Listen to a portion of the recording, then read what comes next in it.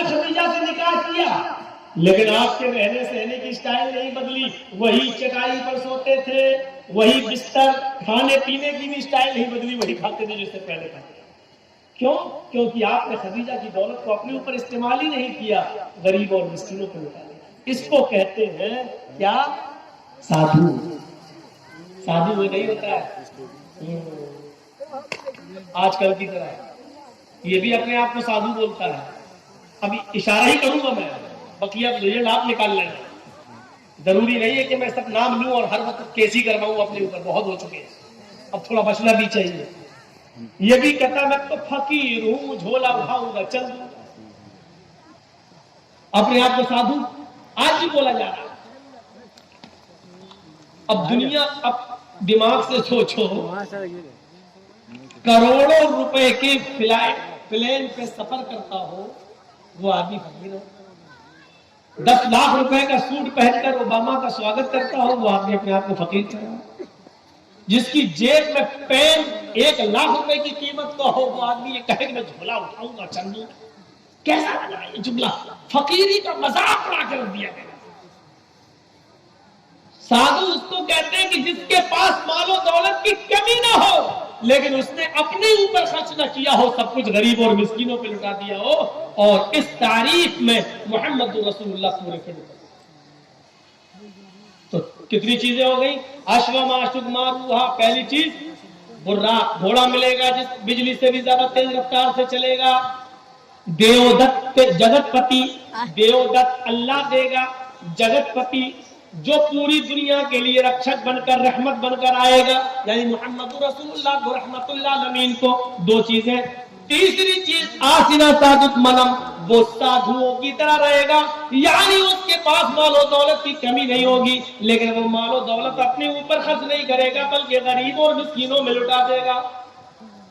اور چوتھی چیز شتیشوریا گڑنویتا، آسنا سادھمنم شتیشوریا گڑنویتا، وہ 8 خوبیوں کا مالک ہوگا۔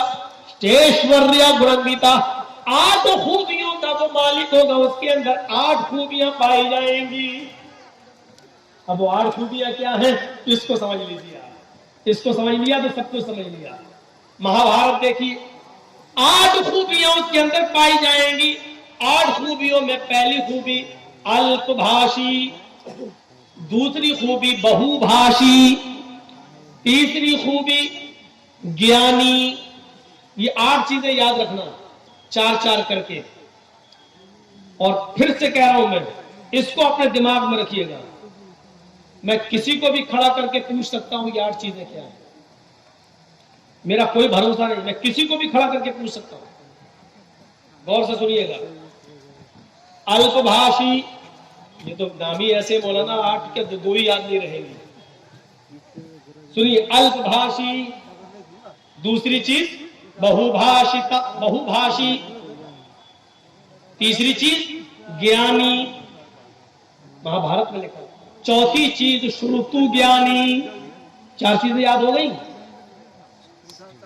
الپ بھاشی 1، بہو بھاشی 2، گیانی 3، شروتو گیانی 4۔ یہ 4 ایک طرف ہے۔ اب 5ویں چیز پہ آئیے، پراکرمی۔ 6ٹھی چیز دانی۔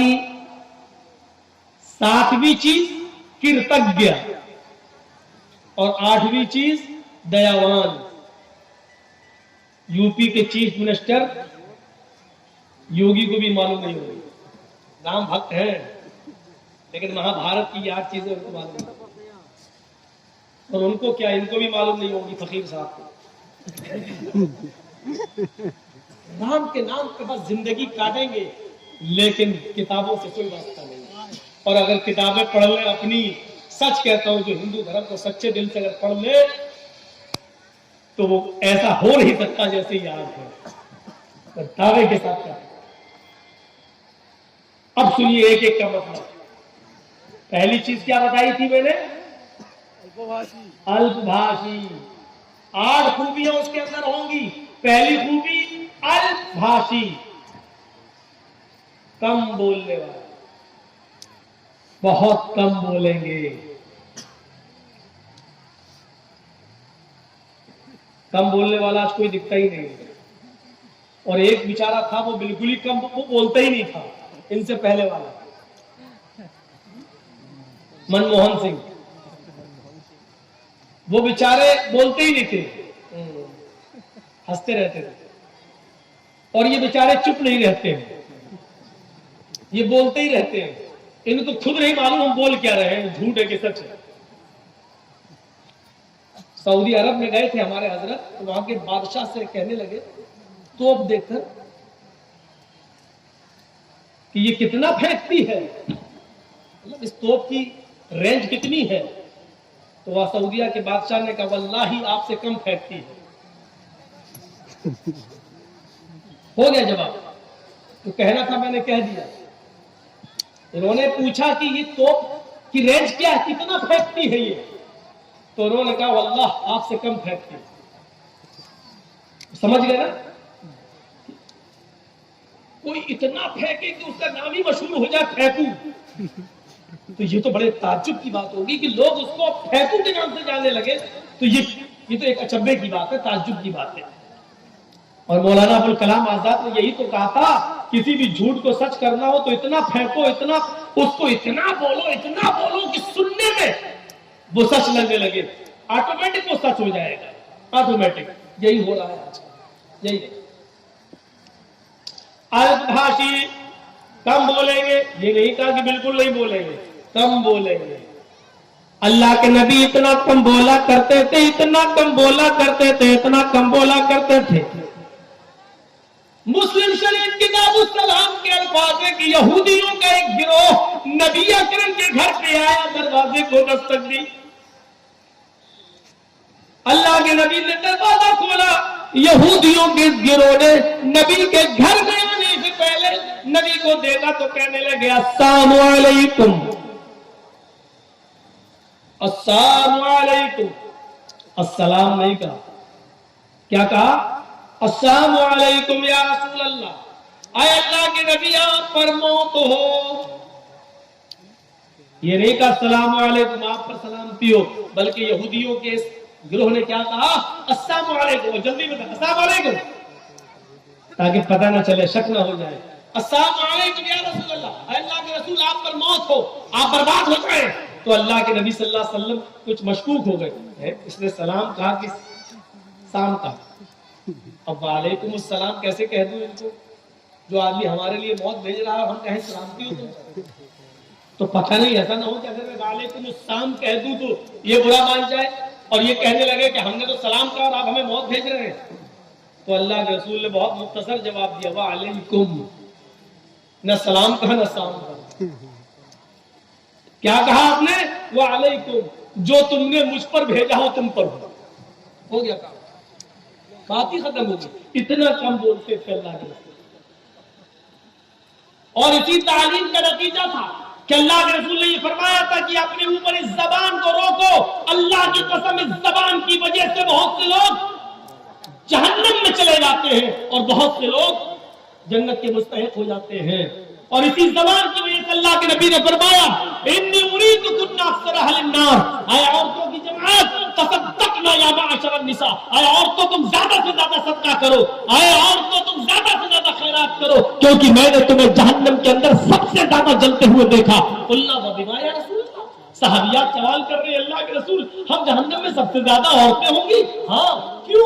وجہ تو بتا دیجئے تاکہ وہ چیز ہم یہاں سے ختم کریں. تو اللہ کے رسول نے فرمایا تکثر اللعن وتکفر العشیر، تمہاری جہنم میں جانے کی دو وجہ زیادہ ہیں. کیا تکثر اللعن، تم لعن طعن زیادہ کرتی ہو، بدتمیزی زیادہ کرتی ہو، زبان سے الٹے سیدھے جملے زیادہ بولتی ہو.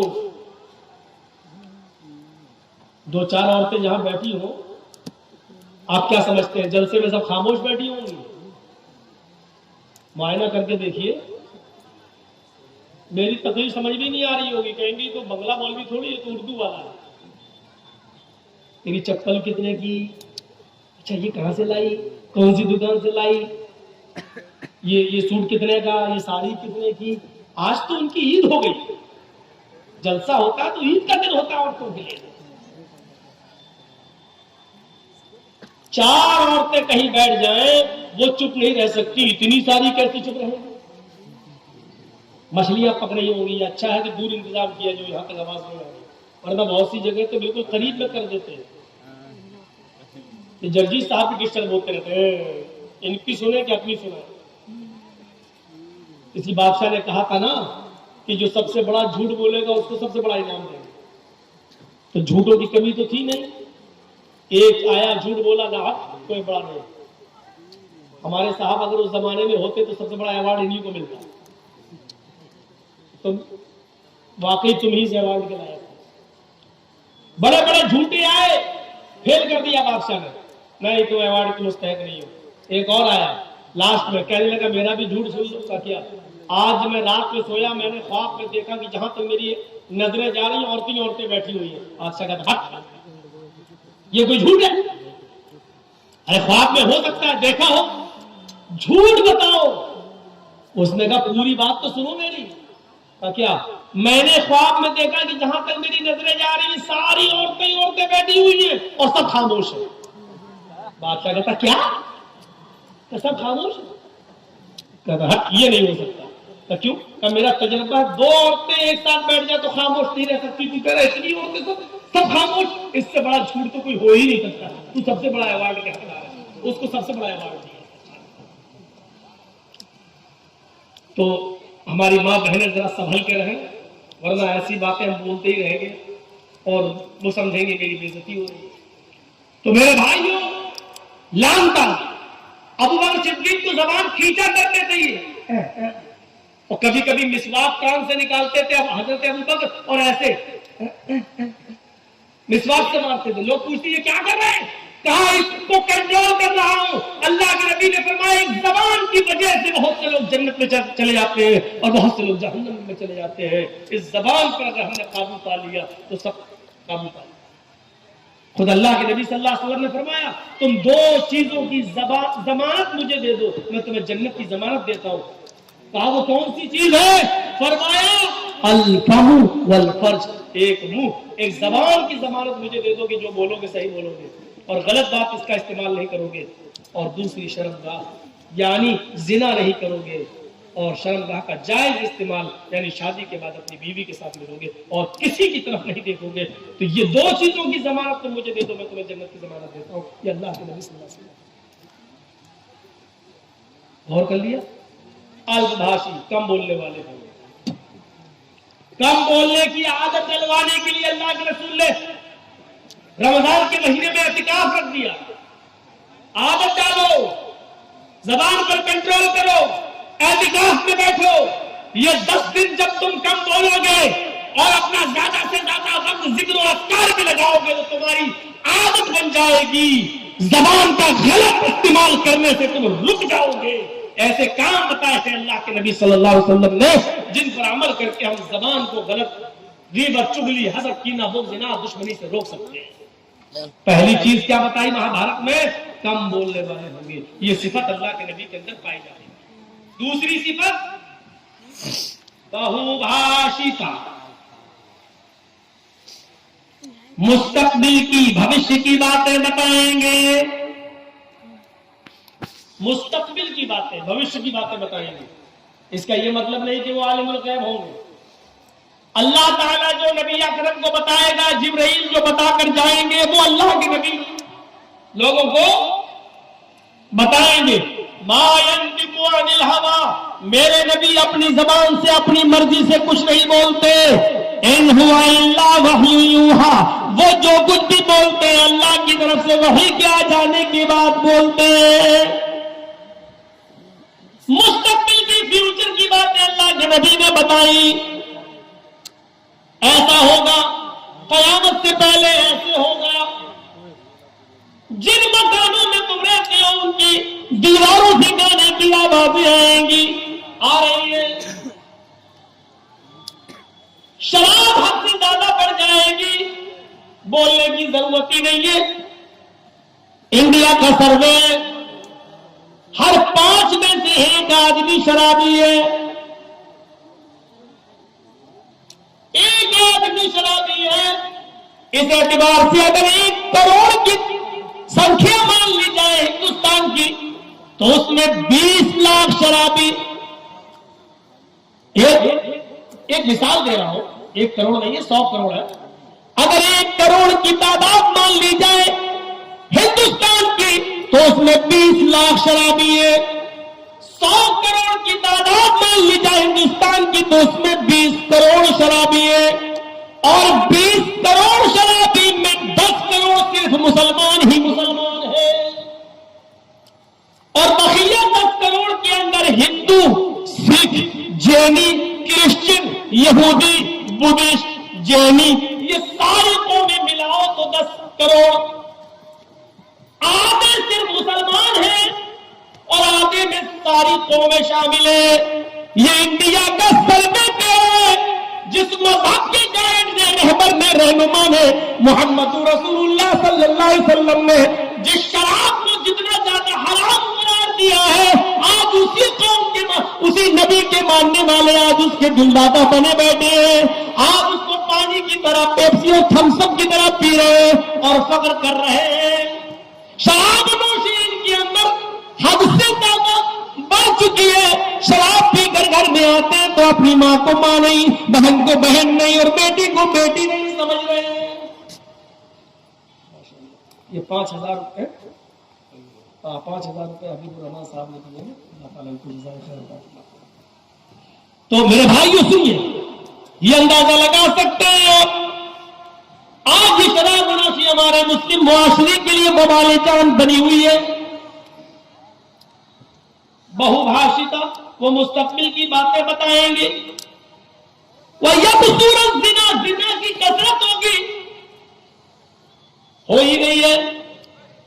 जिना के असबाब इतने पैदा हो चुके हैं कि जिसके ऊपर हम जितना भी मातम करें कम है। 10 और 12 साल की लड़कियां मोबाइल इस्तेमाल कर रही हैं। अब तो ऑनलाइन पढ़ाई के नाम पर बड़ी आसानी से उनके माँ बाप भी दे देते हैं। मोबाइल का इस्तेमाल कोई इस 1 साल के लॉकडाउन में इतना सीख गई है कि उनको जो जियो की तरफ से और एयरटेल की तरफ से मिलने वाली 1 GB 1.5 GB उनको पूरे दिन इस्तेमाल करना है। फिर रात की तारीकी और अंधेरे में माँ बाप जब सो जाते हैं तब आपकी बेटी पढ़ने के बहाने अलग रूम में जाती है और फिर वो क्या क्या देखा जा रहा है वो सब बताने की जरूरत नहीं है। आज सूरत हाल ही हो चुकी है कि महाराष्ट्र के नागपुर के अंदर बाकायदा ये मीटिंगें हो चुकी है कि किस तरीके से मुसलमानों की लड़कियों को अपने घर की बहू बनाया जाए। कॉलेज में, ऑफिसों में वैकेंसी के नाम पर कितनी जगह खाली है लेडीज की, और अल्पसंख्यक लोगों के लिए मुसलमान बेचारे भरमार लगाए हुए हैं। फला कॉलेज में हमारी बेटी का एडमिशन हो जाएगा, जगह खाली है, और अकलियत के लिए जगह खाली है। अकलियत के लिए फॉर्म भरने लड़के जा रहे हैं तो उनको कहा जा रहा है जगह फुल हो गई। लड़कियां जा रही है तो उनको फॉरन एडमिशन मिल रहा है। फिर जहां आग और पेट्रोल एक जगह पढ़ेंगे, एक जगह होगा, जाहिर बात है फिर माँ बाप भी नहीं रोक पाएंगे। और कितनी कोर्ट मैरिजें हो रही है महाराष्ट्र के अंदर, आप कुछ नहीं कर सकते क्योंकि आपकी बेटी 18 साल से ऊपर की हो चुकी है और कोर्ट ये कह कर निकाह कर रहा है कि लड़की को पूरी आजादी है अपना हमसफर चुनने की। मेरे भाइयों, ये सब कुछ इसी मोबाइल की देन है। किसी ने जिनाकारी के सारे असबाब और रास्ते खोल दिए जो आज हमने अपनी बेटियों के हाथ में दे रखा है। यहाँ सुन सब रहे हैं, लेकिन किसी एक की मजाल ऐसी नहीं कि सुनने के बाद जाए और अपनी बेटियों के हाथ से मोबाइल छीने कि मेरी बेटी तुम्हें मोबाइल की क्या जरूरत है, तुम तो मेरे घर की जीनत हो, तुम तो मेरे जिगर का टुकड़ा हो। तुम किसी अपनी सहेली से बात करना तो मेरे मोबाइल से बात कर लो, लेकिन मेरी बेटी तुम मोबाइल क्यों रखोगी, तुम मोबाइल क्यों चलाओगी। आज किसी बाप के अंदर इतनी हिम्मत नहीं जो अपनी बेटी से ये कह सके। अल्लाह के रसूल ने भविष्य की बातें बता दी और यहाँ तक बता दिया, निसाउन कासियातुन आरियातुन मुमीलातुन व माहिलात। वो लोगों, एक ऐसा जमाना जाएगा तुम अपनी आंखों से देखोगे تم دیکھو گے کہ وہ کپڑے تو پہنے ہوئے ہوں گی، ان کے جسموں پر کپڑے تو ہوں گے عاریات، لیکن کپڑا پہننے کے باوجود بھی وہ ننگی ہوں گی، کپڑا پہننے کے باوجود بھی گوریاں ہوں گی، کپڑا پہننے کے باوجود ان کے جسم نمایاں ہوں گے۔